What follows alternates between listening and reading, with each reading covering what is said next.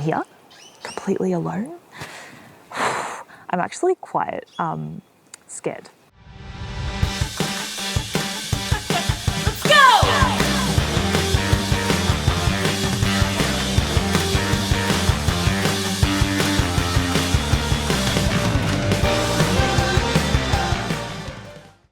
Hello, and welcome to my next adventure.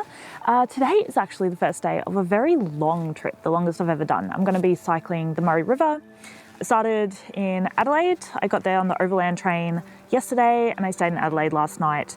And the plan is to ride to Goolwa, where the Murray River ends, and follow it north and then east all the way to Albury. So, big undertaking. A while ago I found the Kuitpo Forest route on bikepacking.com. Might as well do that to start off my trip.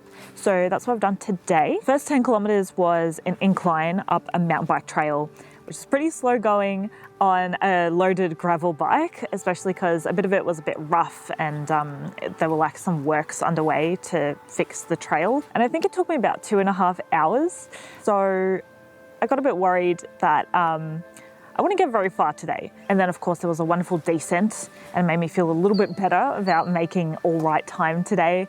And then it was pretty undulating. And I got here to this campsite. I am traveling solo, and so I was a bit worried that I would be the only one here. I'm actually quite scared. I've never done this before.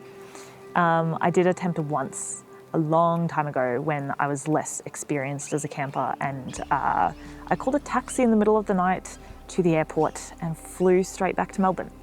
So my goal is to not do that tonight. Trying to remind myself that I do more dangerous things every day when I'm living in the city in Melbourne. You know, I ride a motorbike on the freeway regularly, multiple times a week. I walk alone at night sometimes in the suburbs and in the city. I cycle on Melbourne roads. I'm just trying to keep that in mind, like this is not as dangerous as other things that I do much more frequently. I might be very tired tomorrow if I don't get enough sleep from anxiety. Day 2, Kath here. Just as I was leaving the campsite, I saw this cottage and realised that that was probably where I was supposed to stay the night. It needed booking and had a code and stuff, so probably couldn't have stayed there anyway. But yeah, I laughed pretty hard when I saw that.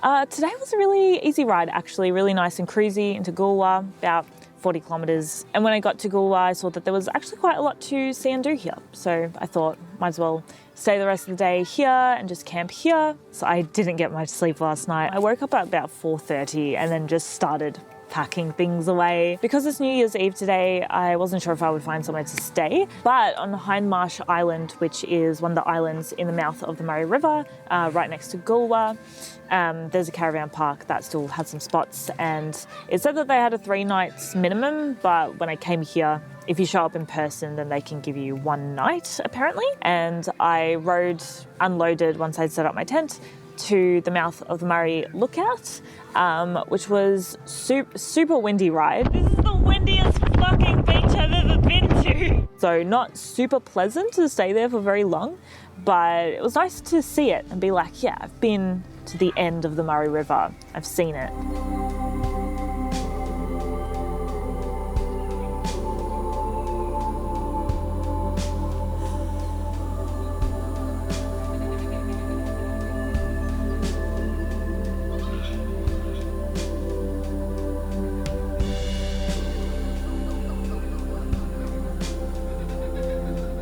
So I'm at the mouth of the Murray River, checkpoint number 1. And there's some information boards here about some issues happening with the mouth of the Murray, actually. So excessive water extraction combined with drought conditions have meant that the barrages have remained closed for long periods to hold water in these lakes for water use in this area, which has led to a lot of sand building up. And that means that we need to get rid of it so that the mouth doesn't close, because that will majorly impact this environment. So dredging is being done, which is a word that I just learnt, removing sand from the mouth of the Murray River, basically, so that that doesn't happen and we can keep the climate that we currently have here.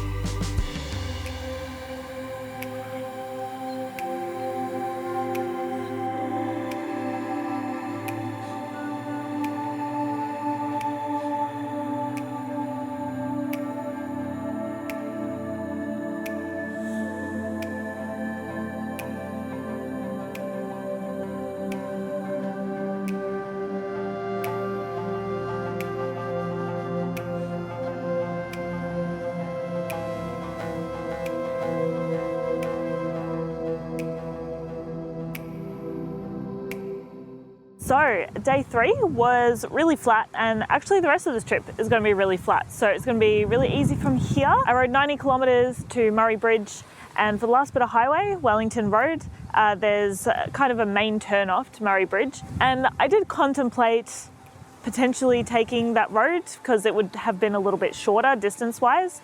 But I kind of stood there, looked at it for a bit, and then decided, nah, I'll take the side road. So if you're planning to do this ride, I took Flagstaff Road instead of Brinkley Road. And I think maybe 1 car passed me the whole time on that whole road, which is like 20-something kilometres. So I think I made the right choice on that one. I came into this caravan park. This will probably be a good spot to have a rest day because it's got a laundry and stuff. And for the next while of this trip, I'm going through lots of just like kind of bush camping and low amenities camping spots. So today I had my rest day. I checked out the town and had a parma and some perfect chips with right amount of chicken salt, right amount of crispy and soft at Steamer's Cafe. And yeah, I would highly recommend that cafe. It was really, really good. And of course I had a look at the first bridge to be built across the Murray River and the views around there. Tomorrow it's going to be a high of 29 degrees, and for the rest of the week it's going to be like mid 30s because I'm going further north. So a bit toasty, So I'm going to try and just ride as much as possible tomorrow. Hopefully I can do at least 100 kilometers. It is all flat from here. So yeah, we'll see how I go.